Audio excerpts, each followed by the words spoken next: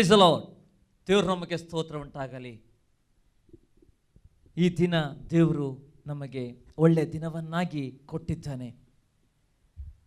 ಆತನನ್ನು ಆರಾಧಿಸುವವರು ಇಂಥವರೆಂಬುದು, ಆತನನ್ನು ಆರಾಧನೆಗೆ ಅದು ಯೋಗ್ಯವಾದ ಆರಾಧನೆ ಆಗಬೇಕೆಂಬುದು ಯೇಸು ಕ್ರಿಸ್ತನು ನಮ್ಮನ್ನು ನಾವು ನೋಡ್ತೇವೆ. ನಾವು ಎಲ್ಲೆಲ್ಲಿ ಇರ್ಬೋದು, ನೀವು ಮಾಧ್ಯಮದ ಮುಖಾಂತರ ಅನೇಕ ಕಡೆಗಳಲ್ಲಿ ನೋಡ್ತಿರ್ಬೋದು, ಆದರೆ ಯೇಸು ಕ್ರಿಸ್ತನು ನಿಮ್ಮನ್ನು ಪ್ರೀತಿ ಮಾಡಿದ.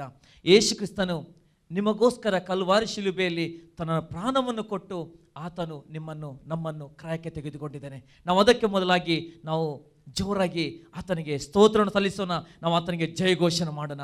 ನಾವು ಆರಾಧನೆಗೆ ನಾವು ಈ ಸಮಯದಲ್ಲಿ ಹೋಗ್ತಾ ಇದ್ದೇವೆ. ಆರಾಧನೆಗೆ ಮುಂಚೆ ನಾವು ವಾಕ್ಯದ ಮುಖಾಂತರ ನೋಡೋದಾದರೆ 112ನೇ ಕೀರ್ತನೆಯಲ್ಲಿ ದೇವರ ವಾಕ್ಯವು ಹೀಗೆ ಬರೆಯಲ್ಪಟ್ಟಿದೆ: ಯೆಹೋವನಿಗೆ ಸ್ತೋತ್ರ, ಯಾವನು ಯೆಹೋವನಲ್ಲಿ ಭಯಭಕ್ತಿಯುಳ್ಳವನಾಗಿ ಆತನ ಆಜ್ಞೆಗಳನ್ನು ಅತ್ಯಾನಂದ ಪಡನು, ಅವನೇ ಧನ್ಯನು. ಆಮೆನ್. ದೇವರ ವಾಕ್ಯ ಹೇಳ್ತದೆ, ಅವನ ಸಂತಾನವು ಲೋಕದಲ್ಲಿ ಬಲಿಷ್ಠವಾಗುವುದು, ನೀತಿವಂತನ ವಂಶವು ಶುಭ ಹೊಂದುವುದು, ಅವನ ಮನೆಯಲ್ಲಿ ಧನ ಐಶ್ವರ್ಯಗಳಿರುವುದು, ಅವನ ನೀತಿಯು ಸದಾಕಾಲ ಫಲಿಸುತ್ತಿರುವುದು, ಯಥಾರ್ಥರಿಗೆ ಕತ್ತಲೆಯಲ್ಲಿ ಜ್ಯೋತಿ ಮೂಡುವುದು. ಆಮೇಲೆ ದೇವರ ವಾಕ್ಯದಿಂದ ನಾವು ನೋಡಿದ್ದೇವೆ ಈ ಸಮಯದಲ್ಲಿ ದೇವರ ಆಜ್ಞೆಗಳನ್ನು ಅತ್ಯಾನಂದ ಪಟ್ಟು ನಾವು ನೋಡ್ತೀವಿ. ನಾನಾ ಜನರು ಯಾವ ರೀತಿಯಲ್ಲಿ ಇವತ್ತು ಖುಷಿ ಪಡ್ತಾ ಇದ್ದಾರೆ, ಸಂತೋಷ ಪಡ್ತಾ ಇದ್ದಾರೆ, ಯಾವುದರಲ್ಲೂ ಎಂಜಾಯ್ಮೆಂಟ್ ಮಾಡ್ತಾ ಇದ್ದಾರೆ. ಆದರೆ ದೇವರು ಇವತ್ತು ನಮಗೆ ಹೇಳ್ತಾನೆ, ದೇವರ ವಾಕ್ಯದಲ್ಲಿ, ದೇವರ ಆಜ್ಞೆಯಲ್ಲಿ ನಾವು ಯಾವಾಗ ಆನಂದ ಪಡ್ತೇವೋ ಅಥವಾ ಆತನನ್ನು ಆರಾಧಿಸಿಕೊಂಡು ನಾವು, ಹೌದು ನನ್ನ ಸೃಷ್ಟಿಕರ್ತನು ನನ್ನನ್ನು ಆತನ ಸಾರೂಪ್ಯದಲ್ಲಿ ಉಂಟು ಮಾಡಿದ್ದಾನೆ, ಎಲ್ಲ ಆತನ ವರ್ಣನೆ ಮಾಡ್ತಾ ಆತನ ಸ್ತುತಿಸುತ್ತಾ ನಾವು ಸಂತೋಷ ಪಡುವಾಗ ದೇವರ ವಾಕ್ಯ ಹೇಳ್ತದೆ, ಅವನ ವಂಶವು ಶುಭ ಹೊಂದುವುದೆಂಬುದು. ನಮ್ಮ ವಂಶ ಶುಭ ಹೊಂದಬೇಕಾದರೆ, ನಮ್ಮೆಲ್ಲರ ವಂಶವು ಉದ್ಧಾರ ಆಗಬೇಕಾದರೆ, ನಾವೆಲ್ಲರೂ ತಲೆ ಎತ್ತಿ ನಡೆಯಬೇಕಾದರೆ ನಾವು ಕರ್ತನಲ್ಲಿ ಸಂತೋಷಿಸುವರಾಗಬೇಕೆಂಬುದು ದೇವರ ವಾಕ್ಯ ಹೇಳ್ತದೆ. ಯಾವಾಗ ಕರ್ತನಲ್ಲಿ ನಾವು ಸಂತೋಷಿಸ್ತೇವೋ, ಕರ್ತನಲ್ಲಿ ನಾವು ಆನಂದ ಪಡ್ತೇವೋ, ಅಥವಾ ಕರ್ತನಲ್ಲಿ ಆತ್ಮಭರಿತರಾಗಿ ನಾವು ಆರಾಧನೆ ಮಾಡ್ತೇವೋ, ಆಗ ನೋಡ್ತೇವೆ ದೇವರು ನಮ್ಮನ್ನು ಒಂದು ಹಂತವಾಗಿ ದೇವರು ನಮ್ಮನ್ನು ಉದ್ಧಾರ ಮಾಡ್ತಾನೆ. ಯಾಕಂದರೆ ನಾನು ಅನೇಕ ಕಡೆಯಲ್ಲಿ ಉದ್ಧಾರ ಮೂಢನ ಅಥವಾ ಪಡುವನಿಂದ ಬರುವುದಿಲ್ಲ, ಉದ್ಧಾರವು ಯೆಹೋವನಿಂದಲೇ. ನಮ್ಮ ಸೃಷ್ಟಿಕರ್ತನು ಆತನು ಅಗಮ್ಯದ ಬೆಳಕಿನಲ್ಲಿ ವಾಸಿಸುವಂಥದ್ರು, ತಂದೆ ಬಲಪಾಶಲಿದ್ದಕ್ಕೂ ನಮಗೋಸ್ಕರ ವಿಜ್ಞಾಪನೆ ಮಾಡುವಂಥ ದೇವರಿದ್ದಾನೆ. ಆತನಲ್ಲಿ ನಾವು ಭರವಸೆ ಇಡುವುದರೆ, ಆತನನ್ನು ನೋಡಿದರೆ ನಾವು ನೋಡ್ತೇವೆ ಯಥಾರ್ಥರಿಗೆ ಕತ್ತಲಲ್ಲಿ ಜ್ಯೋತಿ ಮೂಡುವುದು. ಹೌದು, ಯಥಾರ್ಥ ರೀತಿಯಲ್ಲಿ ನಾವು ಪರಿಪೂರ್ಣವಾಗಿ ನಾವು ನಮ್ಮನ್ನು ಒಪ್ಪಿಸಿಕೊಟ್ಟು, ನಮ್ಮ ಶರೀರದ ಒಂದೊಂದು ಅಂಗಗಳನ್ನು ದೇವರಿಗೆ ಒಪ್ಪಿಸಿಕೊಟ್ಟು ನಾವು ಆರಾಧಿಸಿದರೆ ದೇವರು ನಮ್ಮ ಪ್ರಾರ್ಥನೆ ಕೇಳ್ತಾನೆ. ನಮ್ಮ ಆರಾಧನೆ ಆತನಿಗೆ ಮೆಚ್ಚುತ್ತದೆ. ಆತನ ಅಲ್ಲಿಂದ ಇಳಿದು ಬರ್ತಾನೆ. ಆತನ ಆ ಒಂದು ನಮ್ಮ ಮಧ್ಯದಲ್ಲಿ ಆತನ ಚಲಿಸ್ತಾನೆ. ಆತನ ಪ್ರಸನ್ನ ನಮ್ಮ ತುಂಬಿ. ಅದಕ್ಕೋಸ್ಕರ ಈ ಸಮಯದಲ್ಲಿ ಆರಾಧನೆ ಹೋಗುವ ಮುಂಚೆ ನಮ್ಮ ಜೀವಿತದಲ್ಲಿ ಪರಿಪೂರ್ಣವಾಗಿ ನಮ್ಮನ್ನು ಒಪ್ಪಿಸಿಕೊಡೋಣ. ಈ ಸಮಯದಲ್ಲಿ ದೇವಾ, ನಮ್ಮ ಜೀವಿತದಲ್ಲಿ ನೀನು ನಮ್ಮ ಮಧ್ಯದಲ್ಲಿ ನೀನು ಚಲಿಸು, ನಮ್ಮ ಕುಟುಂಬದಲ್ಲಿ ನೀನು ಚಲಿಸು, ನನ್ನ ವ್ಯಕ್ತಿಗತ ಜೀವಿತದಲ್ಲಿ ನೀನು ಚಲಿಸು ಎಂಬುದು ನಾವು ಪ್ರಾರ್ಥನೆ ಮಾಡೋ ಈ ಸಮಯದಲ್ಲಿ.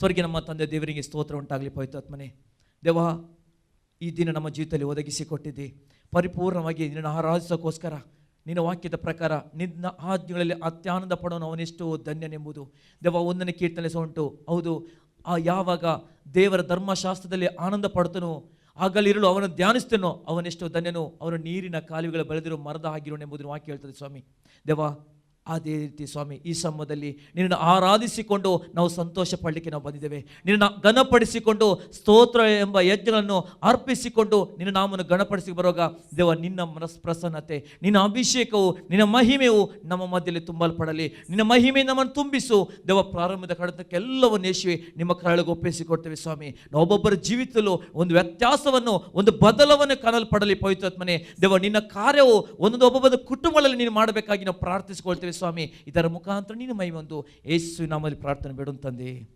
Amen. Thank you God. Praise the Lord. ದೇವರು ನಮಗೆ ಸ್ತೋತ್ರವಾಗಲಿ. ಈ ಸಮಯದಲ್ಲಿ ಅರ್ಧ ಗಂಟೆ ನಾವು ನೋಡ್ತೇವೆ ಆತನ ಆರಾಧನೆ ಮಾಡಬೇಕು. ದೇವರು ಒಂದು ದಿನದಲ್ಲಿ 24 ಗಂಟೆ ಕೊಟ್ಟಿದ್ದಾನೆ. ಆದರೆ ಸ್ವಲ್ಪ ಸಮಯ ನಾವು ಈ ದಿನ ದೇವರಿಗೋಸ್ಕರ, ಆರಾಧನೆಗೋಸ್ಕರ ನಮ್ಮನ್ನು ಒಪ್ಪಿಸಿಕೊಡೋಣ. ನಾವು ಹೇಳುವ ಆತ್ಮ ಸ್ವರೂಪ ದೇವ, ನನಗೊಂದು ಆಸೆ, ಬೇರೇನು ಬೇಡ, ನೀ ನನ್ನ ಜೀವಿತಕ್ಕೆ ಬೇಕೆಂಬುದು ನಾವು ಆತನನ್ನು ಹಂಬಲಿಸುವಂಥ ನಾವು ಆತನಿಗೆ ಆರಾಧನೆ ಸಲ್ಲಿಸೋಣ ಸ್ವಾಮಿ. Thank you God Jesus.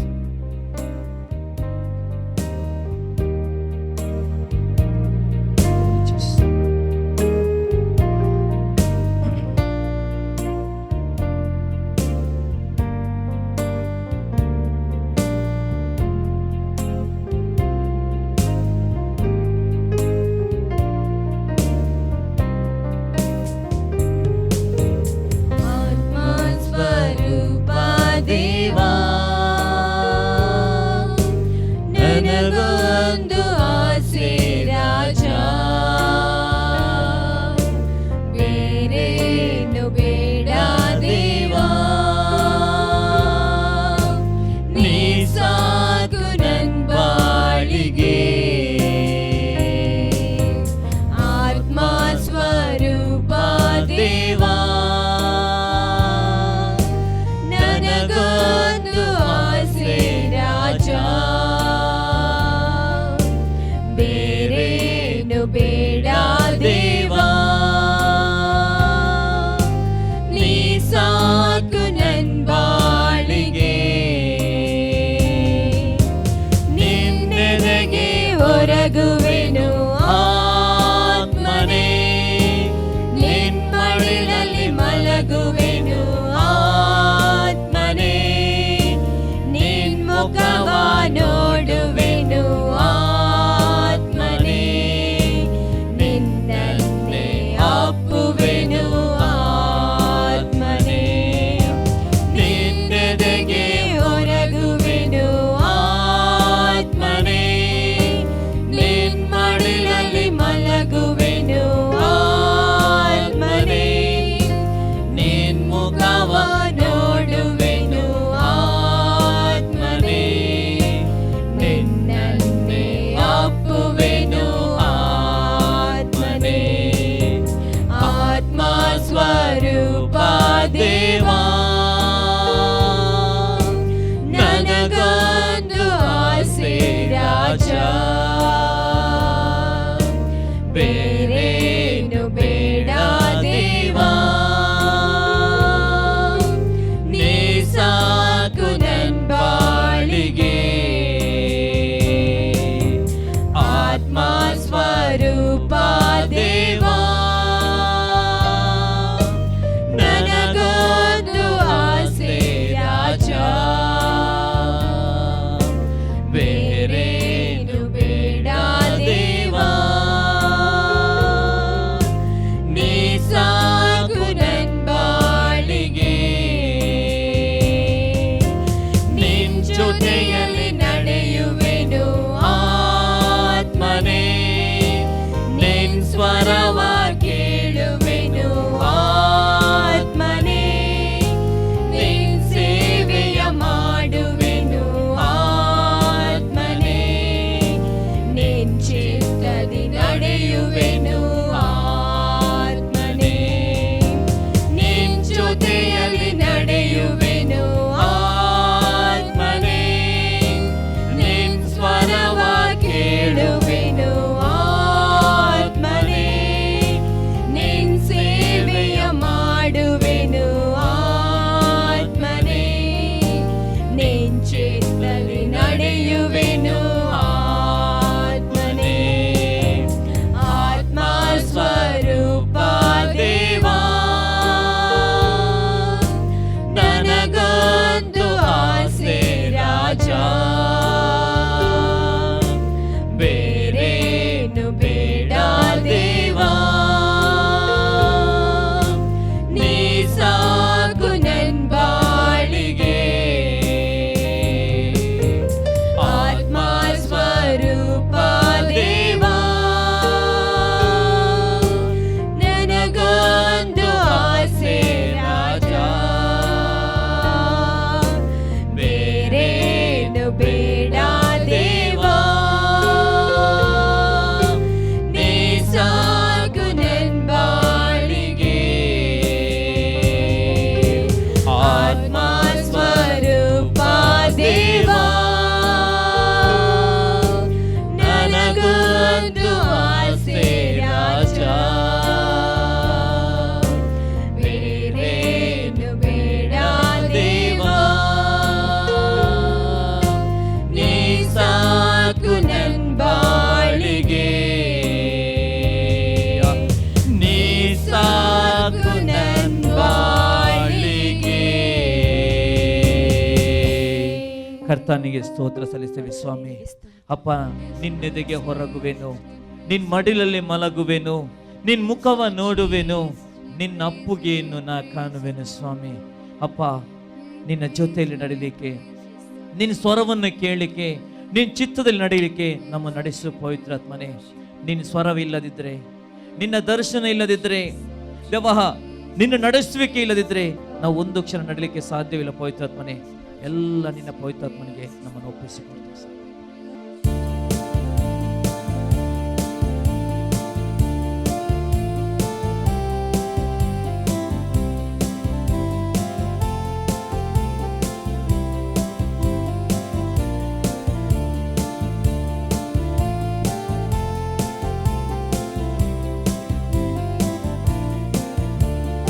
ಯೇಸುವೆ ನಮ್ಮ ಸಂಗೀತವು, ಬಲವಾದ ಕೋಟೆಯು, ಜೀವಾಧಿಪತಿಯು ಆತನೇ, ಜೀವಿತ ಕಾಲವೆಲ್ಲ ಸ್ತುತಿಸುವೆವು. ಜೀವಾಧಿಪತಿಯು ಆತನೇ, ಜೀವಿತ ಕಾಲವೆಲ್ಲ ಸ್ತುತಿಸುವೆವು. ಯೇಸುವೆ ನಮ್ಮ ಸಂಗೀತವು. ಸ್ತುತಿಯ ಮಧ್ಯದಲ್ಲಿ ಜೀವಿಸುವ ದೂತರೆಲ್ಲ ಸ್ತುತಿಸುವ ದೇವರಾತನೇ. ಸ್ತುತಿಯ ಮಧ್ಯದಲ್ಲಿ ಜೀವಿಸುವ ದೂತರೆಲ್ಲ ಸ್ತುತಿಸುವ ದೇವರಾತನೇ. ಬೇಡಿಕೊಳ್ಳುವ ಭಕ್ತರ ಸ್ವರ ಕೇಳುವ, ಬೇಡಿಕೊಳ್ಳುವ ಭಕ್ತರ ಸ್ವರ ಕೇಳುವ. ಆಶ್ರಯವಿಲ್ಲದ ಅನಾಥರಿಗೆ ದೇವರಾತನೇ, ಆಶ್ರಯವಿಲ್ಲದ ಅನಾಥರಿಗೆ ದೇವರಾತನೇ. ಯೇಸುವೆ ನಮ್ಮ ಸಂಗೀತವು, ಬಲವಾದ ಕೋಟೆಯು, ಜೀವಾಧಿಪತಿಯು ಆತನೇ, ಜೀವಿತ ಕಾಲವೆಲ್ಲ ಸ್ತುತಿಸುವೆವು.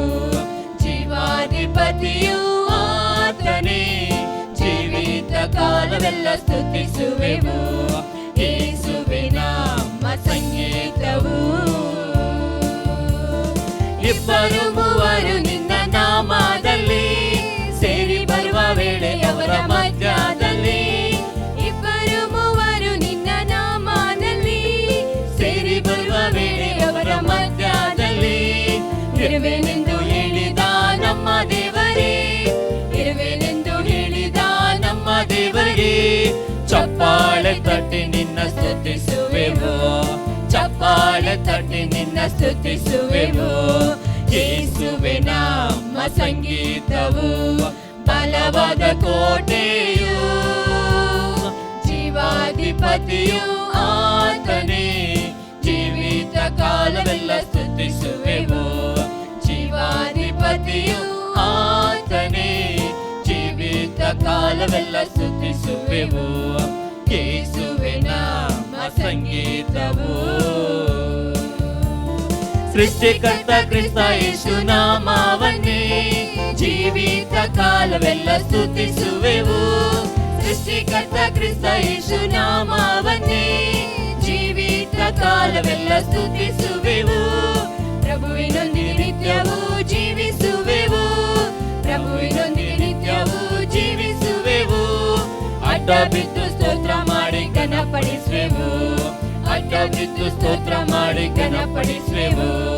ಯೇಸುವೆ ನಮ್ಮ ಸಂಗೀತವು, ಬಲವಾದ ಕೋಟೆಯು, ಜೀವಾಧಿಪತಿಯು ಆತನೇ, ಜೀವಿತ ಕಾಲವೆಲ್ಲ ಸ್ತುತಿಸುವೆವು.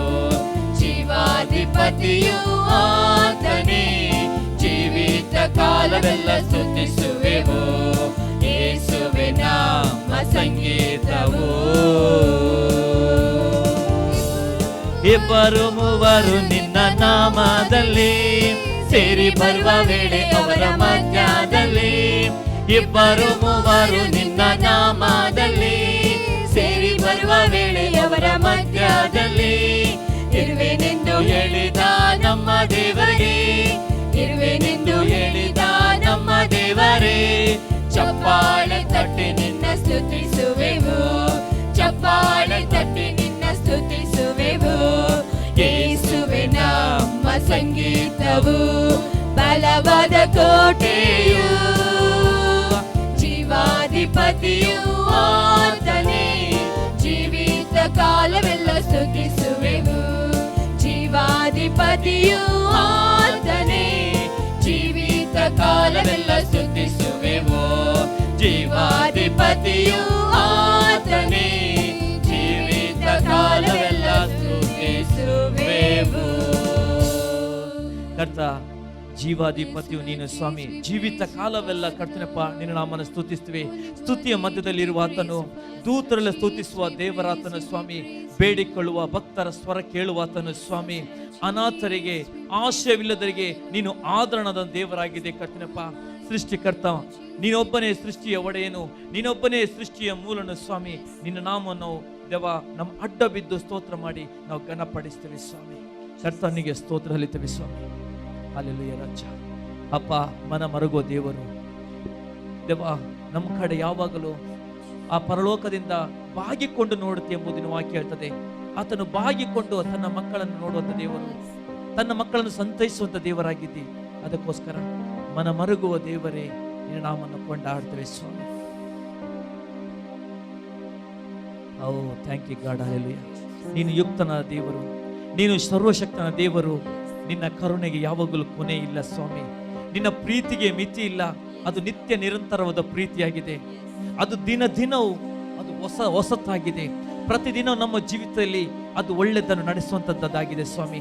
ಅದಕ್ಕೋಸ್ಕರ ಮನಸಾರೆ ಪರಿಪೂರ್ಣವಾಗಿ ನಮ್ಮನ್ನು ಒಪ್ಪಿಸಿಕೊಟ್ಟು ಈ ಸಮಯದಲ್ಲಿ ನಾವು ಆರಾಧನೆಗೆ ಹೋಗುವ, ಈ ಸಮಯದಲ್ಲಿ ನಾವು ಸ್ತುತಿಸುವ, ಆತನನ್ನು ಕೊಂಡಾಡೋಣ. ನಾವು ಪರಿಪೂರ್ಣವಾಗಿ ಆತನನ್ನು ಘನಪಡಿಸೋಣ. ಆತನು ಮಹಿಮೆಗೆ ಯೋಗ್ಯತೆ.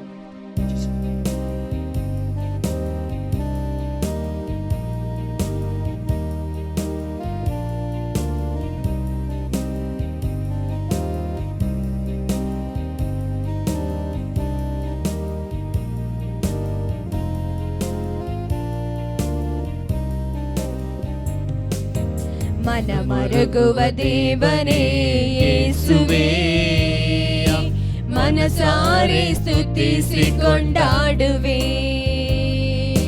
ಮನ ಮರುಗುವ ದೇವರೇ ಯೇಸುವೇ, ಮನಸಾರೆ ಸ್ತುತಿಸಿ ಕೊಂಡಾಡುವೆ. ನೀ ಯೋಗ್ಯನು ಸರ್ವಶಕ್ತನು, ನೀ ಯೋಗ್ಯನು ಸರ್ವಶಕ್ತನು. ನಿನ್ನ ಕರುಣೆಗೆ ಕೊನೆಯೇ ಇಲ್ಲ, ನಿನ್ನ ಪ್ರೀತಿಗೆ ಮಿತಿಯೇ ಇಲ್ಲ. ನಿನ್ನ ಕರುಣೆಗೆ ಕೊನೆಯೇ ಇಲ್ಲ, ನಿನ್ನ ಪ್ರೀತಿಗೆ ಮಿತಿಯೇ ಇಲ್ಲ. ಅವು ದಿನ ದಿನವೂ ಹೊಸದಾಗಿವೆ, ಅವು ದಿನ ದಿನವೂ ಹೊಸದಾಗಿವೆ. ಮನ ಮರುಗುವ ದೇವನೇ ಯೇಸುವೇ, ಮನಸಾರೆ ಸ್ತುತಿಸಿ ಕೊಂಡಾಡುವೆ. ಮನ ಮರುಗುವ ದೇವನೇ ಯೇಸುವೇ, ಮನಸಾರೆ ಸ್ತುತಿಸಿ ಕೊಂಡಾಡುವೆ. ನಿಜವಾಗಿ ನಮ್ಮಯ ಕಷ್ಟಗಳ ಹೊತ್ತುಕೊಂಡು ದುಃಖಗಳ ಸಹಿಸಿಕೊಂಡೆ. ನಿಜವಾಗಿ ನಮ್ಮಯ ಕಷ್ಟಗಳ ಹೊತ್ತುಕೊಂಡು ದುಃಖಗಳ ಸಹಿಸಿಕೊಂಡೆ. ನಮ್ಮ ದುಃಖಗಳ ಸಹಿಸಿಕೊಂಡೆ. ನೀ ಯುಕ್ತನು ಸರ್ವಶಕ್ತನು, ನೀ ಯುಕ್ತನು ಸರ್ವಶಕ್ತನು. ನಿನ್ನ ಕರುಣೆಗೆ ಕೊನೆಯೇ ಇಲ್ಲ, ನಿನ್ನ ಪ್ರೀತಿಗೆ ಮಿತಿಯೇ ಇಲ್ಲ. ನಿನ್ನ ಕರುಣೆಗೆ ಕೊನೆಯೇ ಇಲ್ಲ, ನಿನ್ನ ಪ್ರೀತಿಗೆ ಮಿತಿಯೇ ಇಲ್ಲ. ಅವು ದಿನ ದಿನವೂ ಹೊಸದಾಗಿವೆ, ಅವು ದಿನ ದಿನವೂ ಹೊಸದಾಗಿವೆ. ಮನ ಮರುಗುವ ದೇವನೇ ಯೇಸುವೇ, ಮನಸಾರೆ ಸ್ತುತಿಸಿ ಕೊಂಡಾಡುವೆ. ಮನ ಮರುಗುವ ದೇವನೇ ಯೇಸುವೇ, ಮನಸಾರೆ ಸ್ತುತಿಸಿ ಕೊಂಡಾಡುವೆ. ನಮಗೆ ಸಮಾಧಾನ ನೀಡಲೆಂದು ನೀನು ದಂಡನೆಯ ವಹಿಸಿಕೊಂಡೆ. ನಮಗೆ ಸಮಾಧಾನ ನೀಡಲೆಂದು ನೀನು ದಂಡನೆಯ ವಹಿಸಿಕೊಂಡೆ. ಸ್ವಾಮಿ ದಂಡನೆಯ ವಹಿಸಿಕೊಂಡೆ. ನೀ ಯುಕ್ತನು ಸರ್ವಶಕ್ತನು, ನೀ ಯುಕ್ತನು ಸರ್ವಶಕ್ತನು. ನಿನ್ನ ಕರುಣೆಗೆ ಕೊನೆಯೇ ಇಲ್ಲ, ನಿನ್ನ ಪ್ರೀತಿಗೆ ಮಿತಿಯೇ ಇಲ್ಲ. ನಿನ್ನ ಕರುಣೆಗೆ ಕೊನೆಯೇ ಇಲ್ಲ, ನಿನ್ನ ಪ್ರೀತಿಗೆ ಮಿತಿಯೇ ಇಲ್ಲ. ಅವು ದಿನ ದಿನವೂ ಹೊಸದಾಗಿವೆ, ಅವು ದಿನ ದಿನವೂ ಹೊಸದಾಗಿವೆ.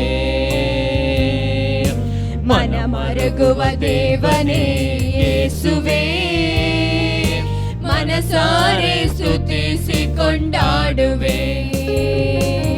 ಮನ ಮರುಗುವ ದೇವನೇ ಯೇಸುವೇ, ಮನಸಾರೆ ಸ್ತುತಿಸಿ ಕೊಂಡಾಡುವೆ. ಮನ ಮರುಗುವ ದೇವನೇ ಯೇಸುವೇ, ಮನ ಮರುಗುವಂತ ದೇವರಾಗಿದೆ. ಮನಸಾರೆ ಸ್ತುತಿಸಿ ಕೊಂಡಾಡುವೆ. ನೀನು ಯುಕ್ತನು ಸ್ವಾಮಿ, ನೀನು ಯುಕ್ತನ ದೇವರು, ನೀನು ಸರ್ವಶಕ್ತನ ದೇವರು ಸ್ವಾಮಿ. ನಿನ್ನ ಕರುಣೆ ಎಂದೆಂದಿಗೂ ಸ್ವಾಮಿ ನಮ್ಮ ಜೀವನದಲ್ಲಿ ತೋರಿಸುವಂತ ದೇವರಾಗಿದೆ. ನೀನು ದಯಾಸಾಗರನು, ನೀನು ಕರುಣಾಸಾಗರನಾಗಿದ್ದುಕೊಂಡು ದೇವ ನಮ್ಮೊಬ್ಬರ ಜೀವಿತದಲ್ಲಿ ಕರುಣೆ ತೋರಿಸುವನಾಗಿದೆ. ಪರಿಶುದ್ಧಾತ್ಮನೇ, ನಮ್ಮೆಲ್ಲ ಹೌದು ಸ್ವಾಮಿ, ಆ ಶಾಪದ ಮುಳ್ಳನ್ನು ತಲೆ ಮೇಲೆ ಧರಿಸಿಕೊಂಡು ಶಿಲುಬೆಯಲ್ಲಿ ಜಯ ಹೊಂದಿದ ದೇವರು ನೀನಾಗಿದ್ದಿ ಸ್ವಾಮಿ. ಅದಕ್ಕೋಸ್ಕರ ನಿನಗೆ ಸ್ತೋತ್ರ ಸಲ್ಲಿಸುತ್ತೇವೆ ಪರಿಶುದ್ಧಾತ್ಮನೇ. ದೇವನಿಗೆ ಸ್ತೋತ್ರ. ಇನ್ನೊಂದಾರ್ತಿ ನಾವೆಲ್ಲರಿಗೂ ಕೊನೆಯ ಭಾಗದಲ್ಲಿ ನಾವು ಪವಿತ್ರಾತ್ಮನೆ ನಮ್ಮ ಜೀವಿತ ಒಪ್ಪಿಸಿಕೊಡೋಣ. ಪವಿತ್ರಾತ್ಮನೆ ನಮ್ಮ ಮಧ್ಯದಲ್ಲಿ ಚಲಿಸಿ ಎಂಬುದು, ಪವಿತ್ರಾತ್ಮನೆ ನಮ್ಮನ್ನು ಕರ್ಕೊಂಡು ನಿನ್ನ ಪಾದ ಸನ್ನಿಧಿಯಲ್ಲಿ ನಿನ್ನನ್ನು ಆರಾಧಿಸೋಕ್ಕೋಸ್ಕರ ನೀನು ಮಾರ್ಗವು ಸತ್ಯವು ಜೀವವುಳ್ಳ ದೇವರೆಂಬುದನ್ನು ನಾವು ಒಪ್ಪಿಸಿಕೊಡ್ತೇವೆ. ಓ ಥ್ಯಾಂಕ್ ಯು ಪವಿತ್ರಾತ್ಮನೆ. ಪವಿತ್ರಾತ್ಮ ನಾವೆಲ್ಲರ ಈ ಸಮಯದಲ್ಲಿ ಕಣ್ಣುಗಳನ್ನು ಮುಚ್ಚಿಕೊಂಡು ನಾವು ಆತನ ಆ ಪ್ರಸನ್ನತೆಗೋಸ್ಕರ, ಆತನ ಆ ಮಹಿಮೆ ಚಲಿಸೋಕ್ಕೋಸ್ಕರ, ಆತನ ಸ್ಪರ್ಶತೆಗೋಸ್ಕರ ನಾವು ಪವಿತ್ರ ಆತ್ಮ ಪವಿತ್ರಾತ್ಮನೇ ನೀನು ಬಾ, ಪವಿತ್ರಾತ್ಮ ನೀನು ಬಾ ನನ್ನ ಜೀವಿತದಲ್ಲಿ, ಪವಿತ್ರಾತ್ಮ ನೀನು ಬಾ ನಮ್ಮ ಮಧ್ಯದಲ್ಲಿ ಎಂಬುದು ನಾವು ಈ ಸಮಯದಲ್ಲಿ ಆತನನ್ನು ಪವಿತ್ರಾತ್ಮನನ್ನು ಆರಾಧಿಸುವ.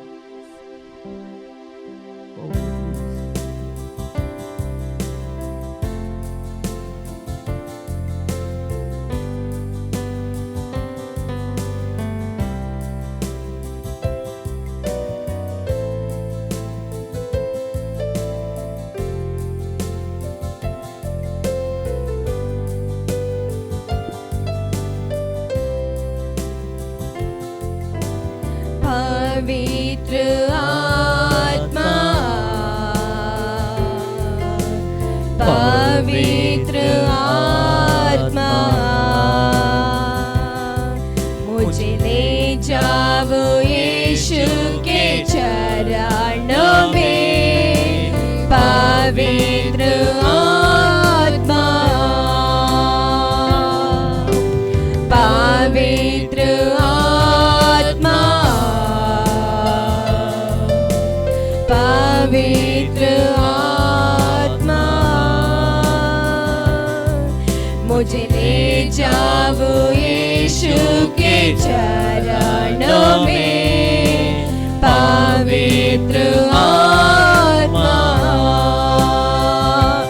सिर्फ तेरे लिए यीशु, तेरे लिए, सिर्फ तेरे लिए यीशु, तेरे लिए, सिर्फ तेरे लिए यीशु, तेरे लिए मैं हाथ उठाता हूँ.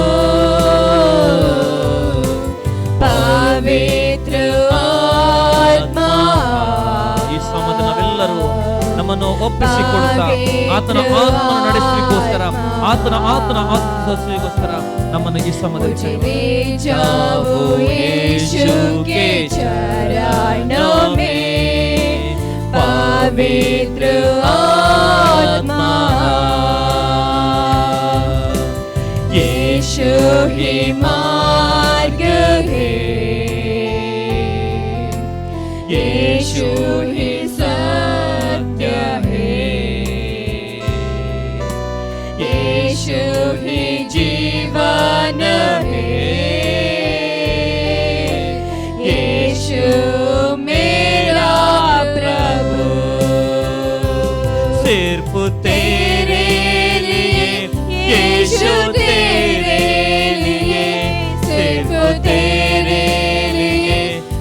यीशु तेरे लिए, सिर्फ तेरे लिए, यीशु तेरे लिए मैं हाथ उठाता हूँ। पवित्र आत्मा, पवित्र आत्मा, मुझे ले जाओ यीशु के चरणों में। पवित्र आत्मा, पवित्र आत्मा, पवित्र आत्मा, मुझे ले जाओ यीशु के चरणों में। पवित्र आत्मा,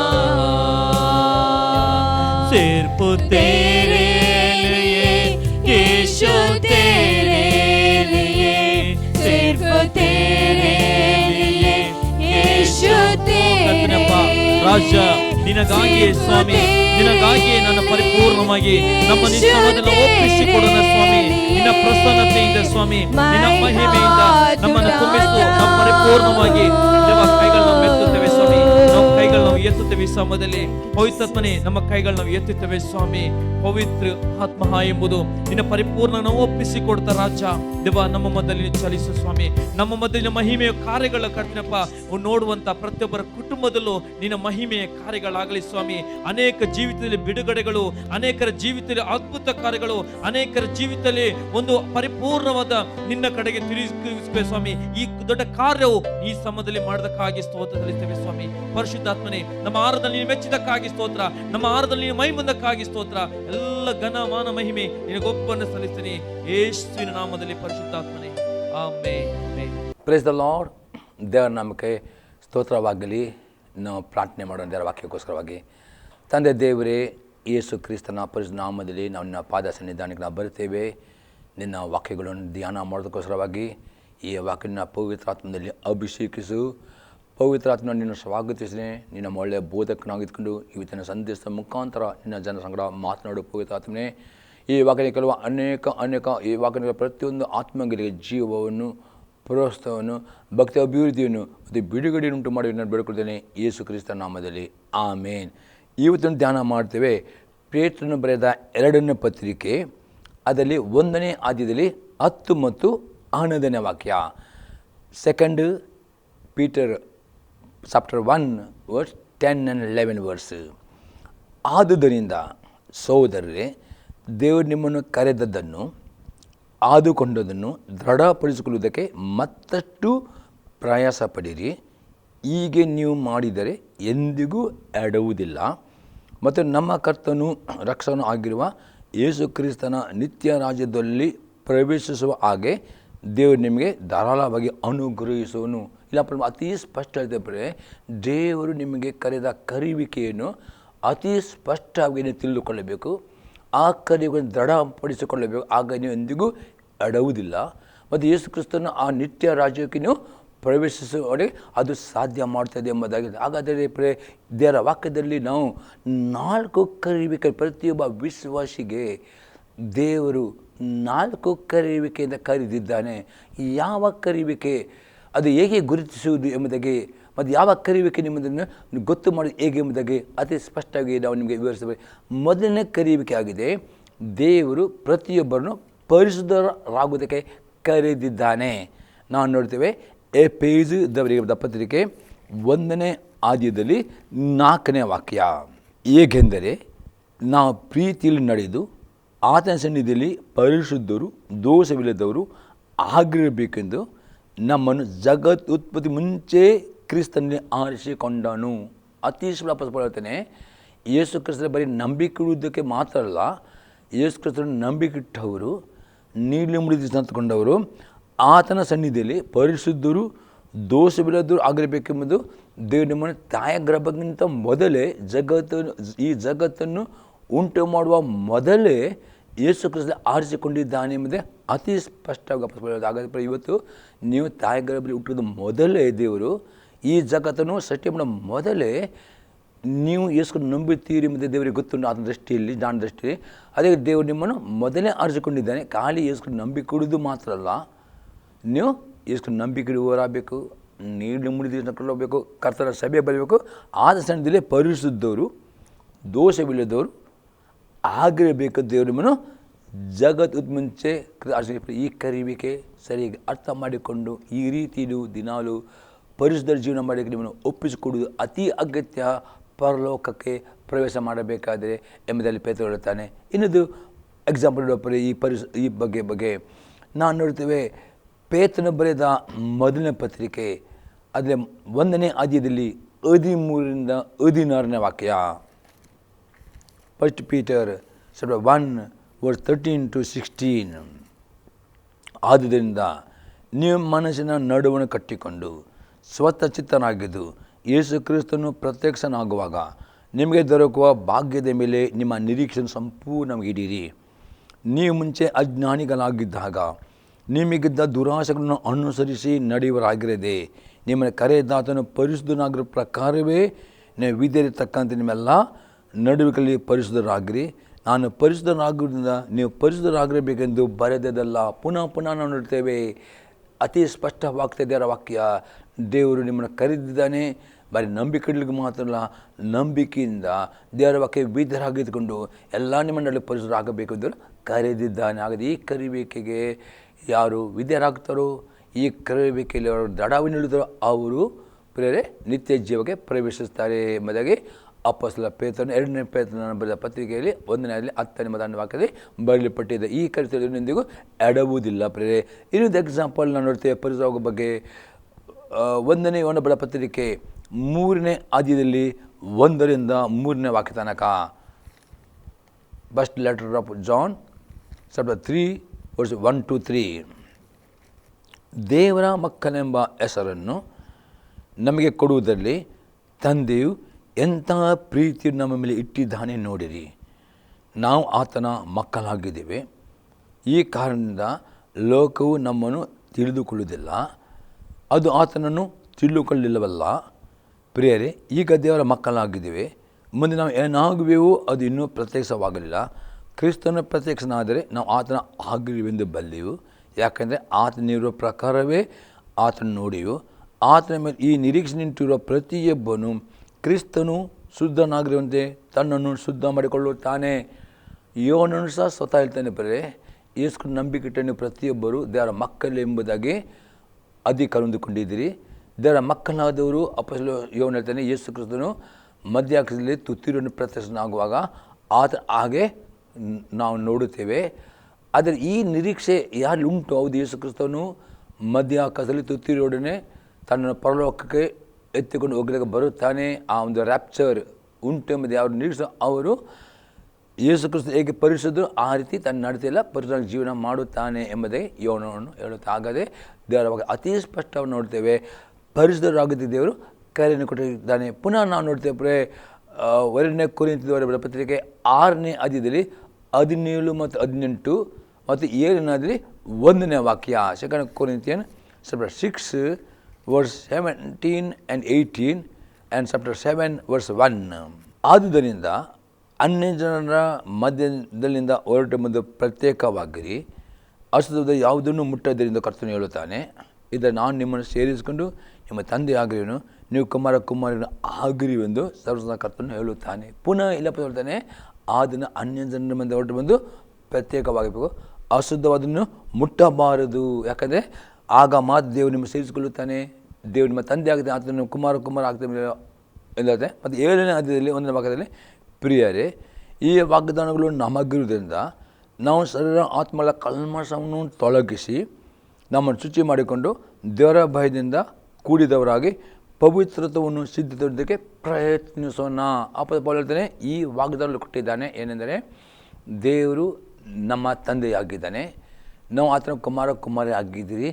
ಈ ದೇವರು ನಿಮ್ಮ ತಂದೆ ಆಗಿಕೊಂಡು ಆತನು ನಮ್ಮ ಮಧ್ಯದಲ್ಲಿ ನಮ್ಮ ಆತ್ಮಲ್ಲಿ ವಾಸ ಮಾಡಬೇಕಾದ ದಿನಾಲು ಶರೀರ ಆತ್ಮಲ ಕಲ್ಮ ತೊಲಗಿಸಿ ಪರಿಶುದ್ಧ ಜೀವನ ಪ್ರಯತ್ನ ಮಾಡಬೇಕು ಎಂಬುದಾಗಿ ಹೇಳ್ತಾನೆ. ಈಗ ಹೋಗಿದ್ರೆ ಅತಿ ಸ್ಪಷ್ಟವಾಗ್ತೇವೆ ದೇವರು ಪ್ರತಿಬಿಂಬಿಸಬೇಕಾದ ಮೊದಲನೇ ಕರೆಯುವಿಕೆ ಅದೇ ಪರಿಶುದ್ಧ. ಇನ್ನೊಂದು ಎಕ್ಸಾಂಪಲ್ ನೋಡ್ತೇವೆ ಇಬ್ರಿಯವರಿಗೆ ಬರೆದ ಪತ್ರಿಕೆ 12ನೇ ಅಧ್ಯಾಯದಲ್ಲಿ 14ನೇ ವಾಕ್ಯ.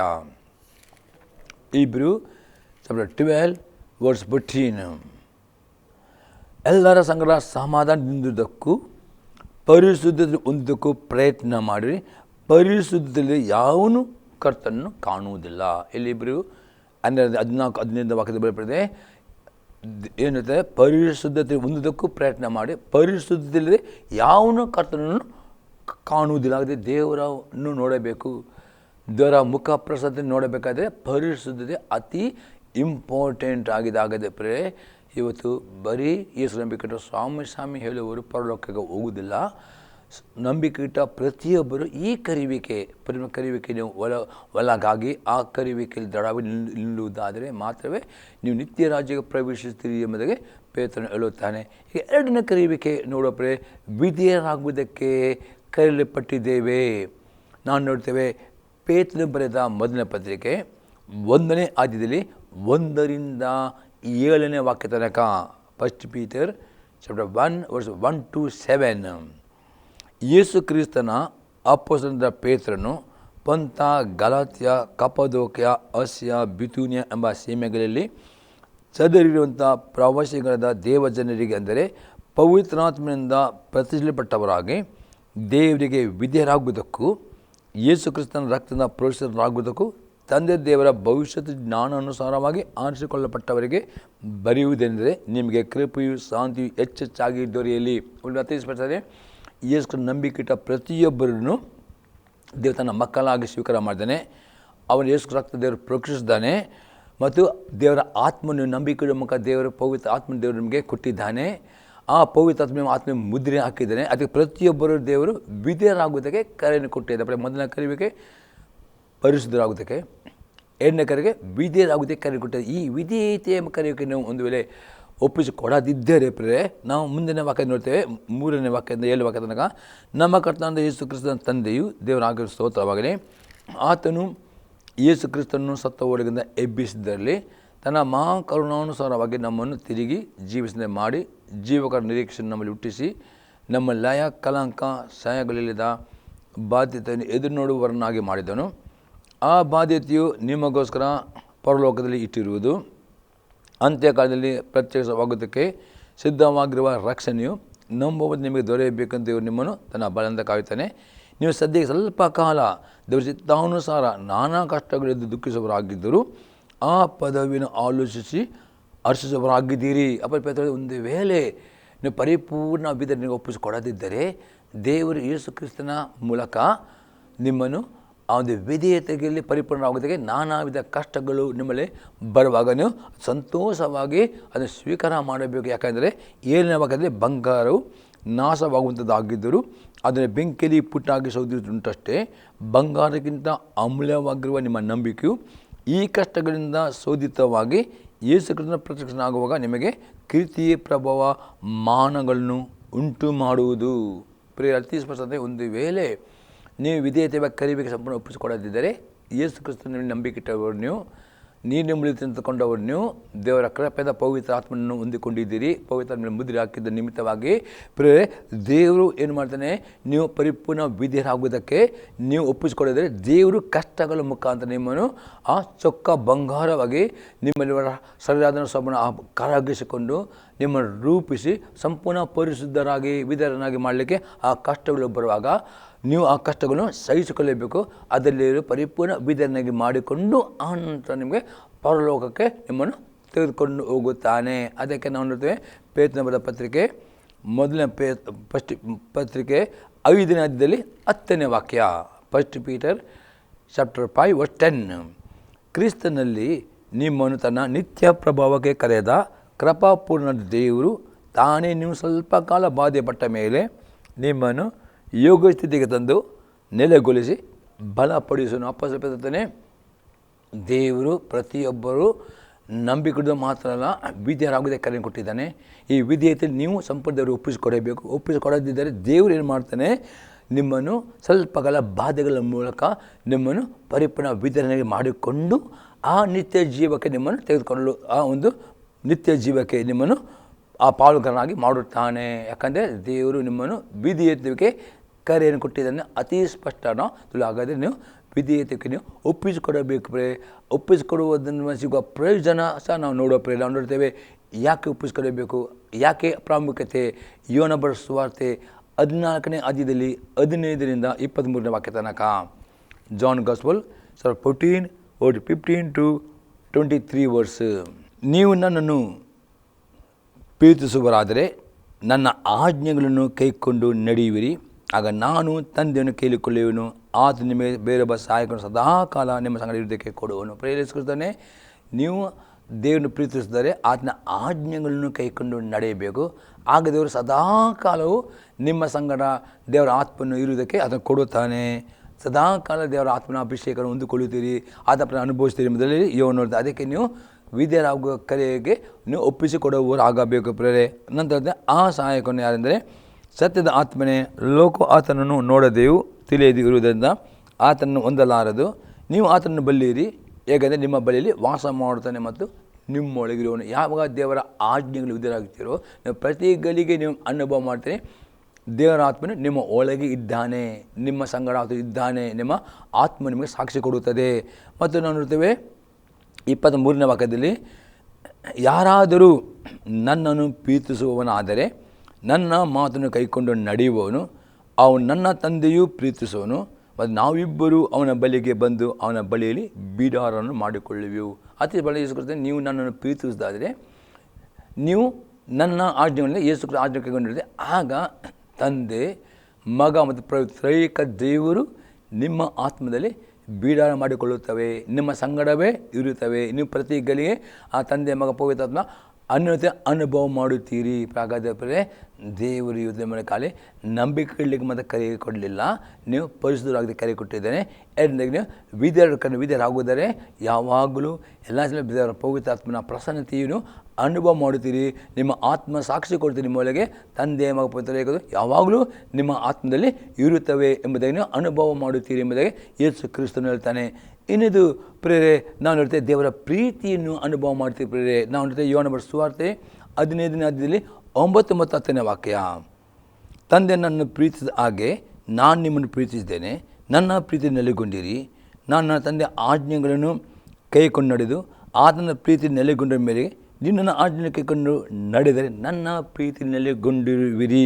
ಯೇಸು ಕ್ರಿಸ್ತ ಹೇಳ್ತಾನೆ, ಯೇಸು ಕ್ರಿಸ್ತನು ಈ ಭೂಮಿಯಲ್ಲಿರುವಾಗ ತಂದೆಯ ಆಜ್ಞೆ ಕೈಕೊಂಡು ನಡೆದು ಆತನ ಪ್ರೀತಿಯಲ್ಲಿ ನೆಲೆಗೊಂಡು, ಹಾಗೆ ಯೇಸು ಕ್ರಿಸ್ತ ನೀವು ಯೇಸು ಕ್ರಿಸ್ತ ಆಜ್ಞೆ ಕೈಕೊಂಡು ನಡೆಯುವುದರೆ ನೀವು ಸಹ ಯೇಸು ಕ್ರಿಸ್ತನ ಪ್ರೀತಿಯಲ್ಲಿ ನೆಲೆಗೊಳ್ಳಿದೆ. ಹಾಗಾದರೆ ಈ ದೇವರ ಪ್ರೀತಿ ಪ್ರತಿ ಗಳಿಗೆ ನಿಮಗೆ ಅನುಭವ ಮಾಡಬೇಕಾದ್ರೆ ನೀವು ವಿಧೇಯತೆ ಎಂಬ ಕರೆಯುವಿಕೆಯನ್ನು ಒಪ್ಪಿಸಿಕೊಡುವುದಾದರೆ ನೀವು ಯಾವಾಗಲೂ ದೇವರ ಪ್ರೀತಿಯನ್ನು ಅನುಭವ ಮಾಡುತ್ತೀರಿ ಎಂಬುದನ್ನು ನಾವು ನೋಡ್ತೇವೆ.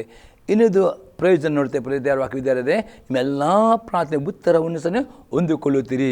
1ನೇ ಯೋನ ಪತ್ರಿಕೆ 3ನೇ ಅಧ್ಯಾಯದಲ್ಲಿ 22ನೇ ವಾಕ್ಯ. ಮತ್ತು ನಾವು ಆತನ ಆಜ್ಞೆಗಳನ್ನು ಕೈಕೊಂಡು ಆತ ಎಣಿಕೆಯಲ್ಲಿ ಮೆಚ್ಚುಗೆದ ಕಾರ್ಯಗಳನ್ನು ಮಾಡುವರಾಗುವುದರಿಂದ ಏನು ಬೇಡಿಕೊಂಡರೂ ಆತನಿಂದ ಹೊಂದುವೆವು. ಏನಿರುತ್ತೆ ಯೋನನ ಪ್ರಿಯರೇ, ನೀವು ಆತನ ಆಜ್ಞೆಗಳನ್ನು ಎಷ್ಟು ಕೈಕೊಂಡು ನಡೆಯುತ್ತೀರಿ ಮತ್ತು ಎಷ್ಟು ಆತನ ಮೆಚ್ಚ ಕಾರ್ಯ, ಹಾಗಾದ್ರೆ ನೀವು ಏನೋ ಪ್ರಾರ್ಥನೆ ಮಾಡಿದ್ರು ಪ್ರಾರ್ಥನೆ ಉತ್ತರವನ್ನು ಹೊಂದಿಕೊಳ್ಳುತ್ತೀರಿ. ಹಾಗಾದರೆ ಈ ವಿಧೇಯತೆಯ ಕರೆಯುವಿಕೆಯಲ್ಲಿ ದೃಢ ನಿಲ್ಲುತ್ತಾರೆ, ಎಂದಿಗೂ ಎಡುವುದಿಲ್ಲ. ದೇವರ ಪ್ರೀತಿಯನ್ನು ಅನುಭವ ಮಾಡ್ತಾರೆ, ಪವಿತ್ರಾತ್ಮ ಪ್ರಸನ್ನತೆ ಯಾವಾಗಲೂ ಅನುಭವ ಮಾಡ್ತಾರೆ, ಎಲ್ಲ ಪ್ರಾರ್ಥನೆ ಉತ್ತರ ಹೊಂದಿದೆ ಮತ್ತು ನಿತ್ಯ ಜೀವಕವನ್ನು ಯಾವಾಗಲೂ ಪ್ರವೇಶ ಮಾಡಲಿಕ್ಕೆ ಯಾವಾಗಲೂ ನಿಮಗೆ ಪರಭಾಗಲು ತೆರೆದೇ ಇರುತ್ತದೆ ಎಂಬುದಾಗಿ ಪೇತ್ರನು ಹೇಳುತ್ತಾನೆ. ಈಗ 3ನೇ ಕರೆಯುವಿದೆ ಪರಲೋಕದ ಕರೆಯುವಿಕೆ ಎಂದು ಕೊಟ್ಟಿದ್ದಾನೆ. 1ನೇ ತಿಮೋತಿ ಪುಸ್ತಕ 6ನೇ ಅಧ್ಯಾಯದಲ್ಲಿ 12ನೇ ವಾಕ್ಯ. 1 ತಿಮೋತಿ ಚಾಪ್ಟರ್ 6 ವರ್ಸ್ 12. ಕ್ರಿಸ್ತ ನಂಬಿಕೆಯುಳ್ಳವರು ಮಾಡತಕ್ಕ ಶ್ರೇಷ್ಠ ಹೋರಾಟವನ್ನು ಮಾಡು, ನಿತ್ಯ ಜೀವನ ಹಿಡಿದುಕೋ, ಅದಕ್ಕಾಗಿ ದೇವರು ನಿನ್ನನ್ನು ಕರೆಯಿದನು ಮತ್ತು ನಿನ್ನ ಅನೇಕ ಸಾಕ್ಷಿಗಳ ಮುಂದೆ ಒಳ್ಳೆಯ ಪ್ರತಿಜ್ಞೆ ಮಾಡಿದೆಯಲ್ಲ. ತಿಮೋತಿ ಹೇಳ್ತಾನೆ, ದೇವರು ಯೇಸು ನಂಬಿಕೆ ಇಟ್ಟುಕೊಂಡು ನೀರಿನಲ್ಲಿ ಮುಳುಗಿದ ತಗೊಂಡು ಪ್ರತಿಜ್ಞೆ ಮಾಡಿದಿರಿ, ನಾನು ಯೇಸು ಕ್ರಿಸ್ತನ ಜೊತೆಯಲ್ಲಿ ನಡೆಯುತ್ತೇನೆ, ಹೊಸ ವ್ಯಕ್ತಿಯಾಗಿ ನಡೆಯುತ್ತೇನೆ, ಯೇಸು ಕ್ರಿಸ್ತನ ಹಿಂಬಾಲಿಸ್ತೇನೆ, ನನ್ನ ಪಾಪ ಸ್ವಭಾವಕ್ಕೆ ನಾನು ಸಾಯುತ್ತೇನೆ ಮತ್ತು ಯೇಸು ಕ್ರಿಸ್ತ ಒಟ್ಟಿಗೆ ನಾವು ಹೊಸ ವ್ಯಕ್ತಿ ಜೀವನ ಪ್ರತಿಜ್ಞೆ ಮಾಡಿದಿರಿ. ಈ ಪ್ರತಿಜ್ಞೆ ಮಾಡಿದ ಪ್ರತಿಯೊಬ್ಬರು ನಿಮ್ಮ ನಂಬಿಕೆಯ ಶ್ರೇಷ್ಠ ಹೋರಾಟ ಮಾಡಬೇಕು ಮತ್ತು ನಿತ್ಯ ಜೀವನ ಹಿಡಿದುಕೊಳ್ಳಬೇಕು. ಅದಕ್ಕಾಗಿ ದೇವರು ಕರೆದಿದ್ದಾನೆ. ಪ್ರೇರಣೆ ಅತಿ ಸ್ಪಷ್ಟ ನೋಡ್ಕೊಳ್ಳಿ, ಯೇಸು ಕ್ರಿಸ್ತನ ನಂಬಿಕೆ ಇಟ್ಟುಕೊಂಡು ಯಾರು ನೀಡಲು ಮುಳುಗಿಸಿ ಅಂದ್ಕೊಂಡಿದ್ದೀರೋ ದೇವರು ನಿಮಗೆ ನಿತ್ಯ ಜೀವನ ಕೊಟ್ಟಿದ್ದಾನೆ. ಈ ನಿತ್ಯ ಜೀವನ ಗಟ್ಟಿ ಹಿಡಿದುಕೊಳ್ಳಬೇಕಾದರೆ ನೀವು ನಂಬಿಕೆಯ ಶ್ರೇಷ್ಠ ಹೋರಾಟವನ್ನು ಮಾಡುವವರು ಆಗಬೇಕು. ಈ ಹೋರಾಟವನ್ನು ಮಾಡುವುದಾದರೆ ಮಾತ್ರವೇ ಆ ನಿತ್ಯ ಜೀವನ ಹೊಂದಿಕೊಳ್ಳುತ್ತೀರಿ. ಅದು ಕೊಟ್ಟಿದ್ದಾನೆ. ನೀವು ಏನು ಮಾಡಬೇಕು, ಅದು ಪಡೆದುಕೊಳ್ಳಬೇಕಾದ್ರೆ ಆ ನಿತ್ಯ ಜೀವನ ಹಿಡಿದುಕೊಳ್ಳಬೇಕಾದ್ರೆ ಹೋರಾಟ ಮಾಡಬೇಕು. ಅದಕ್ಕೋಸ್ಕರ ಅಪೊಸ್ತಲ ಪೌಲನು ಹೇಳ್ತಾನೆ, ಎಫೆಸದವರಿಗೆ ಬರೆದ ಪತ್ರಿಕೆ 6ನೇ ಅಧ್ಯಾಯದಲ್ಲಿ 12-13 ವಾಕ್ಯದಲ್ಲಿ ಈ ರೀತಿ ಇದೆ, ಈ ರೀತಿಯ ಹೋರಾಟವನ್ನು ಪ್ರತಿಯೊಬ್ಬರು ಮಾಡಬೇಕು. ಆ ನಿತ್ಯ ಜೀವವನ್ನು ನೀವು ಪ್ರವೇಶ ಮಾಡಬೇಕಾದ ಆ ನಿತ್ಯ ಜೀವ ನಿಮ್ಮದಾಗಿ ಹೊಂದಿಕೊಳ್ಳಬೇಕಾದ್ರೆ ನೀವು ಈ ಲೋಕ ಬಿಟ್ಟು ಆ ಪರಲೋಕದಲ್ಲಿ ನಿತ್ಯ ಜೀವವನ್ನು ಅನುಭವ ಮಾಡಬೇಕಾದ್ರೆ ನೀವು ಪ್ರತಿಯೊಬ್ಬರು ನಂಬಿಕೆ ಓಟವನ್ನು ಓಡಬೇಕು ಎಂಬುದಾಗಿ ಅಪೊಸ್ತಲ ಪೌಲನು ಎಫೆಸದವರಿಗೆ ಬರೆದ ಪತ್ರಿಕೆ 6ನೇ ಅಧ್ಯಾಯದಲ್ಲಿ 12 ಮತ್ತು 13 ವಾಕ್ಯದಲ್ಲಿ ಹೀಗೆ ಹೇಳ್ತಾನೆ, ನಾವು ಹೋರಾಡುವುದು ಮನುಷ್ಯರ ಮಾತ್ರದವರ ಸಂಗಡವಲ್ಲ, ರಾಜತ್ವಗಳ ಮೇಲೆಯೂ ಅಧಿಕಾರಿಗಳ ಮೇಲೆಯೂ ಈ ಅಂಧಕಾರದ ಲೋಕಾಧಿಪತಿಗಳ ಮೇಲೆಯೂ ಆಕಾಶ ಮಂಡಲದಲ್ಲಿರುವ ದುರಾತ್ಮನ ಸೇನೆಯ ಮೇಲೆಯೂ ನಾವು ಹೋರಾಡುವರಾಗಿದ್ದೇವೆ. ಆದ್ದರಿಂದ ಕಠಿಣ ಯುದ್ಧವನ್ನು ನಡೆಯುವ ದಿವಸದಲ್ಲಿ ಆ ವೈರಿಗಳನ್ನು ಎದುರಿಸೋದಕ್ಕೂ ಮಾಡಬೇಕಾದ್ದನ್ನು ಮಾಡಿ ಜಯಶಾಲಿಗಳಾಗಿ ನಿಲ್ಲುವುದಕ್ಕೂ ಶಕ್ತರಾಗುವಂತೆ ದೇವರ ದಯಪಾಲ ಸರ್ವ ಆಯುಧಗಳನ್ನು ತೆಗೆದುಕೊಳ್ಳಬೇಕು. ಈ ರೀತಿ ಅಪಪ್ರತಿಮೆ ಏನಂತಾನೆ, ಕ್ರಿಸ್ತನ ನಂಬಿಕೆಯಲ್ಲಿ ಮಾಡೋ ಶ್ರೇಷ್ಠ ಹೋರಾಟ. ಯಾವ ಹೋರಾಟ? ಪ್ರತಿಯೊಬ್ಬ ವಿಶ್ವಾಸಿಯು ಪ್ರಿಯರೇ ಈ ಕರಿಬೇಕಿದ್ರೆ ಒಂದು ಕರಿಬೇಕೆ ನಿಮಗೆ ಕೊಟ್ಟಿದ್ದಾನೆ.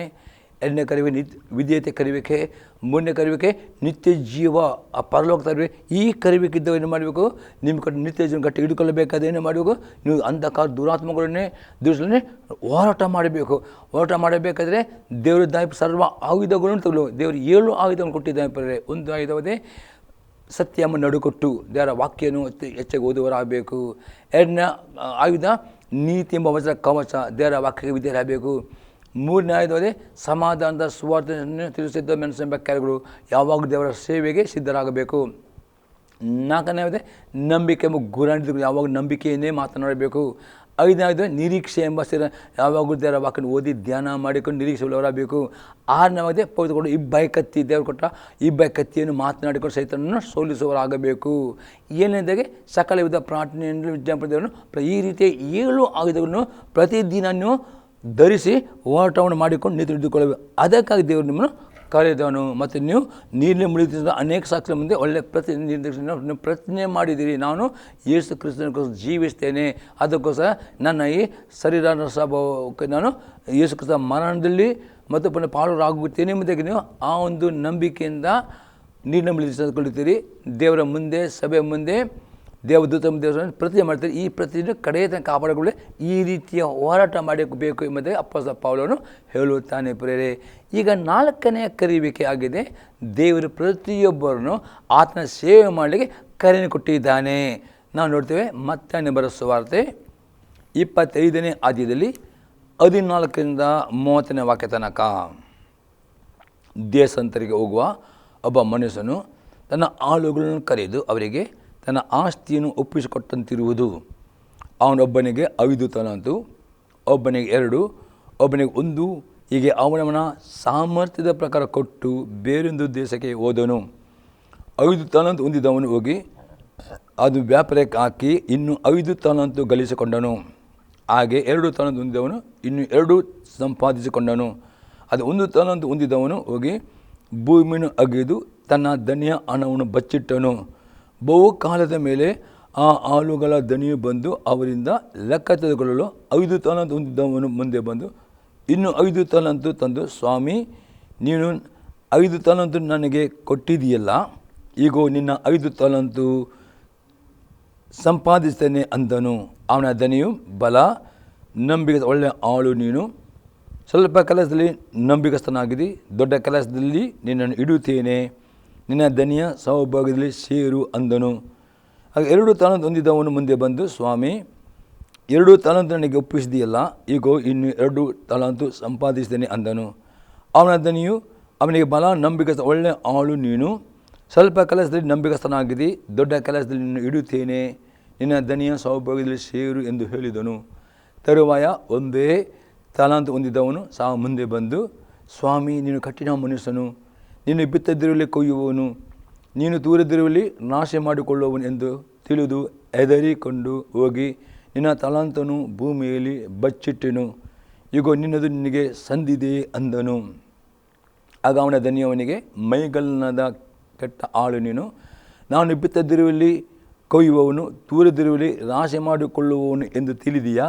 ಹಾಗಾದರೆ ನೀನು ನನ್ನ ಹಣವನ್ನು ಸಾಹುಕಾರರಲ್ಲಿ ಬಡ್ಡಿಗೆ ಹಾಕಬೇಕಾಗಿತ್ತು, ನಾನು ಬಂದು ನನ್ನದನ್ನು ಬಡ್ಡಿ ಸಹಿತ ಪಡೆದುಕೊಳ್ಳುತ್ತಿದ್ದೇನೆ ಎಂದು ಹೇಳಿ ತನ್ನ ಸೇವಕರಿಗೆ, ಅವನಿಂದ 6 ತಾಲಂತು ತೆಗೆದು 10 ತಾಲಂತು ಇದ್ದವನಿಗೆ ಕೊಡಿರಿ, ಇದ್ದವರಿಗೆಲ್ಲ ಕೊಡಲ್ಪಡುವುದು, ಅವರಿಗೆ ಮತ್ತು ಹೆಚ್ಚಾಗುವುದು, ಇಲ್ಲದವನ ಕಡೆಯಿಂದ ಇದ್ದದ್ದು ತೆಗೆಯಲ್ಪಡುವುದು, ಮತ್ತು ಕೆಲಸಕ್ಕೆ ಬಾರದಿ ಹಾಲನ್ನು ಅವರ ಕತ್ತಲೆಗೆ ಹಾಕಿ ಬಿಡಿರಿ ಎಂದು ಹೇಳಿದನು. ಅಲ್ಲಿ ಗೋಲಾಟವು ಕಟ್ಟಕಟ್ಟ ಹಳ್ಳು ಕೊಡಿಯನ್ನು ಇರುವು.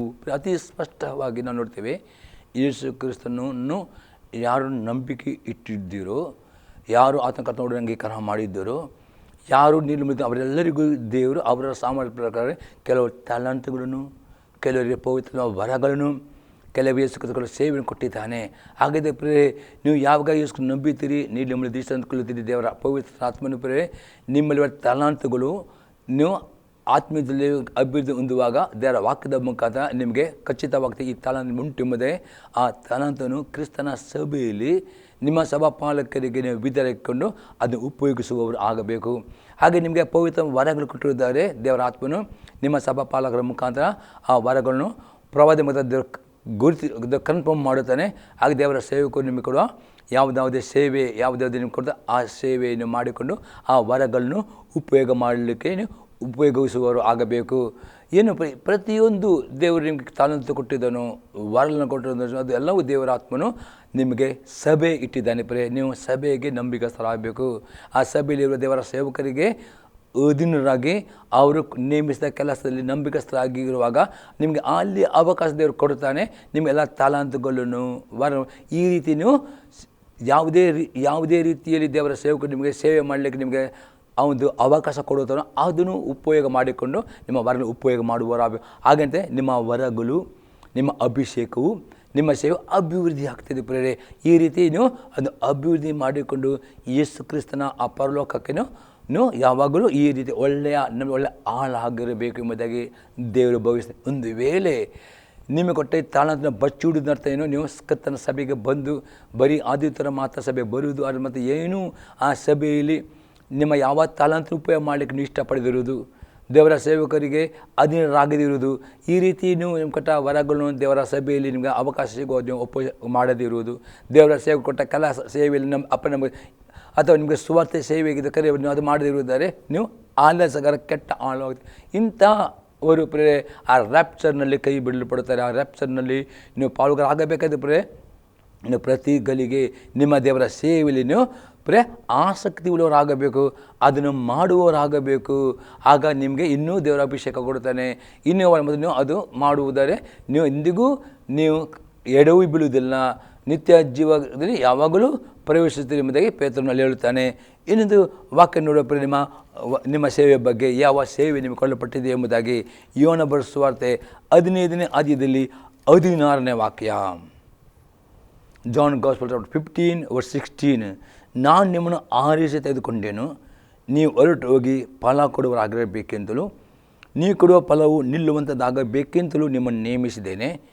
ಈಗಲಾಗಿ ನನ್ನ ಹೆಸರಲ್ಲಿ ತಂದೆಯನ್ನು ಏನೇನು ಬೇಡಿಕೊಳ್ಳುವಿರೋ ಅದನ್ನು ಆತ ನಿಮಗೆ ಕೊಡುವನು. ಅತಿ ದೇವರು ನಿಮ್ಮನ್ನು ಪ್ರತಿಯೊಬ್ಬರನ್ನು ದೇವರು ಆರಿಸಿಕೊಂಡು ನಿಮ್ಮನ್ನು ದೇವರು ನೇಮಿಸಿದ್ದಾನೆ. ಯಾಕಂದರೆ ನೀವು ಪ್ರತಿಯೊಬ್ಬರು ಈ ನಾಶವಾಗ ಆತ್ಮಗಳಿಗೋಸ್ಕರ ಪ್ರಾರ್ಥನೆ ಮಾಡಬೇಕು. ಅವರಿಗೆ ಸಂದರ್ಭ ಸಿಗುವಾಗ ಸುವಾರ್ತೆ ಕೊಡಬೇಕು, ಮತ್ತು ಆತ್ಮಗಳನ್ನು ಗೆಲ್ಲಬೇಕು. ಮತ್ತು ನೀವು ಗೆಲ್ಲುವ ಆತ್ಮಗಳು ನಿಲ್ಲುವಂಥ ಆತ್ಮಗಳನ್ನು ತರಬೇಕು.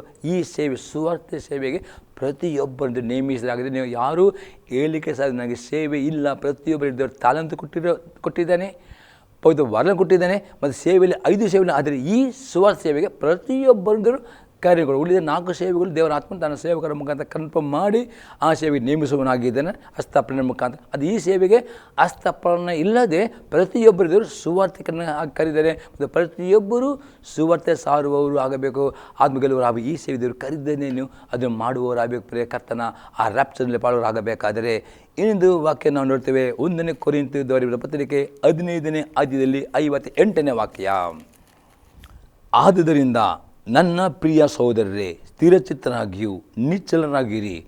ನೀವು ಕರ್ತನ ಸೇವೆಯಲ್ಲಿ ಪಡುವ ಪ್ರಯಾಸವು ನಿಷ್ಫಲವಾಗುವುದಿಲ್ಲವೆಂದು ತಿಳಿದು ಕರ್ತನ ಕೆಲಸವನ್ನು ಯಾವಾಗಲೂ ಅತಿ ಆಸಕ್ತಿಯಿಂದ ಮಾಡುವವರಾಗಿರಿ. ಪೌಲ್ ಹೇಳ್ತಾನೆ, ನಿಮಗೆ ಏನು ದೇವರ ಸೇವೆ ಕೊಡಲ್ಪಟ್ಟಿದೆಯೋ ಅದು ಅತಿ ಆಸಕ್ತಿಯಿಂದ ನೀವು ಮಾಡುವಬೇಕು. ಅದೇ ಪಡೋ ಪ್ರತಿಯೊಂದು ಪ್ರಯಾಸಕ್ಕೆ ದೇವರು ನಿಮಗೆ ಪ್ರತಿಫಲ ಬಹುಮಾನವನ್ನು ದೇವರು ಪರಲೋಕದ ಕೊಡುವನಾಗಿದ್ದಾನೆ ಮತ್ತು ಎಂದಿಗೂ ಎಡವುವುದಿಲ್ಲ. ರ್ಯಾಪ್ಚರ್ನಲ್ಲಿಯೂ ಪಾಲುರಾಗಿದೆ. ಹಾಗಾದರೆ ಆ ರ್ಯಾಪ್ಚರ್ನಲ್ಲಿಯೂ ಪಾಲುರಾಗಬೇಕಾದರೆ, ಆ ನಿತ್ಯ ಜೀವನದಲ್ಲಿ ಪ್ರವೇಶಿಸಬೇಕಾದರೆ ಎಂದು ನಿಮ್ಮ ನಂಬಿಕೆ ಎಡಬೇಡದೆ ಅಪೊಸ್ತಲ ಪೇತ್ರ ಹೇಳ್ತಾನೆ, ನಿಮ್ಮ ಕರೆಯುವಿಕೆ ದೃಢ ಮಾಡಿಕೊಳ್ಳಬೇಕು. 1 ಕರೆಯುವಿಕೆ ಪರಿಶುದ್ಧರಾಗುವುದೇ ಕರೆ ಕೊಟ್ಟಿದ್ದಾನೆ, 2ನೇ ಕರೆ ವಿಧೇಯರಾಗುವುದೇ ಕರೆ ಕೊಟ್ಟಿದ್ದಾನೆ, 3ನೇ ಕರೆವಿಗೆ ಪರಲೋಕ ನಿತ್ಯ ಜೀವದ ಕರೆಗೆ ಕೊಟ್ಟಿದ್ದಾನೆ, 4ನೇ ಕರೆಗೆ ಪ್ರತಿಯೊಬ್ಬರನ್ನು ದೇವರು ತನ್ನ ಸೇವೆ ಕರೆಗಳು. ಈ 4 ಕರೆಗಳು ನಿಮಗೆ ಉಂಟು. ಅದನ್ನು ದೃಢಪಡಿಸಿರಿ. ಅದು ಮಾಡೋದಕ್ಕೆ ಒಪ್ಪಿಸಿಕೊಡುತ್ತಾರೆ. 100% ನೀವು ಆ ರ್ಯಾಪ್ಚರ್ನಲ್ಲಿ ಪಾಲ್ಗೊಳ್ಳುತ್ತೀರಿ. ದೇವರು ನಿಮ್ಮನ್ನು ಆಶ್ರಯ ಮಾಡಲಿ. ವಾಕ್ಯಗೋಸ್ಕರ ನಿಮ್ಮ ಜೀವಿತದಲ್ಲಿ ವಾಕ್ಯ ಉತ್ತೀರ್ಣವಾಗಿದೆ. ನಿಮ್ಮ ಅಭಿಪ್ರಾಯವನ್ನು ಫೋನ್ ಮಾಡಿ ತಿಳಿಸಿರಿ. ಪ್ರಾರ್ಥನೆ ಮಾಡೋಣ. ತಂದೆ ದೇವರೇ, ಯೇಸು ಕ್ರಿಸ್ತನ ನಾಮದಲ್ಲಿ ಸ್ತೋತ್ರವನ್ನು ಕೊಂಡಾಡ್ತೇನೆ. ಈ ಸಂದರ್ಭದಲ್ಲಿ ಪ್ರತಿಯೊಬ್ಬ ವೀಕ್ಷಕರಿಗೆ ದೇವ ತಮ್ಮ ಕರೆಯುವಿಕೆ ಅವರು ತಿಳಿದುಕೊಂಡು ಆ ಕರೆಯುವಿಕೆ ದೃಢ ನಿಂತುಕೊಂಡು ಆ ಕರೆಯುವಿಕೆಯಲ್ಲಿ ಅವರು ನಂಬಿಕೆ ಸಾಗಿಕೊಂಡು ಆ ನಿನ್ನ ನಿತ್ಯ ಜೀವ ಪ್ರವೇಶಿಸಿದ ಪ್ರತಿ ಕೃಪೆಯನ್ನು ಕೂಡ ನಾನು ಬೇಡಿಕೊಳ್ತೇನೆ ದೇವ. ಈ ಸಂದರ್ಭದಲ್ಲಿ ಪ್ರತಿಯೊಬ್ಬರ ಮೇಲೆ ಆಶೀರ್ವಾದ ಬೀಳ್ತೇನೆ.